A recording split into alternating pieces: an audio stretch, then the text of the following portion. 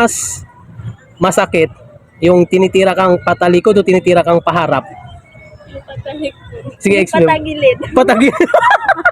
Patagilid. Bakit patagilid? Siyempre wala dyan. Well, at kasama ko ang Be. Be. Wala mo. Lakasan nyo naman para wala mong energy. Pamauro nung kapanyaga. Why pa? Ito mga be. Ito yung tanong nyo. Ano yung mas masakit? Yung tinitira kang patalikod o tinitira kang paharap? Yung patalikod. Sige, Yung explain. patagilid. Patagilid. Bakit patagilid? Siyempre wala dyan sa tanong mo eh.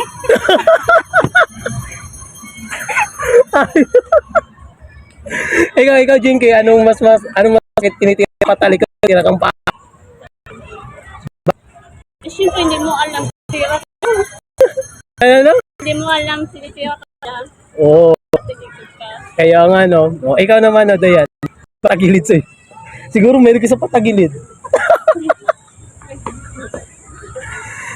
Ano Dayan? Meron ka sa patagilid? Hindi, joke lang. Joke lang pala yun.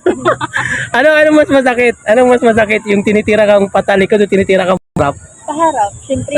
Dito ko sa camera. Oh. Paharap, siyempre. Paharap. Wait lang, loading. Ayos lang yun. Ayos yun.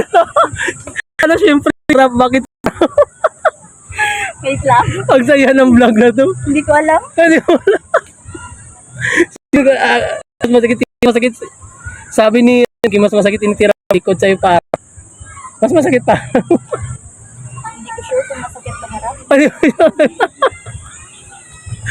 Ayun mga idol, i-comment nyo dyan anong mas masakit, yung tinitira kang patalikod o tinitira kang paharap. I-comment nyo dyan sa baba. Ayun mga idol, kung nagustuhan nyo yung content ko, huwag nyo kalimutan i-share, i-like.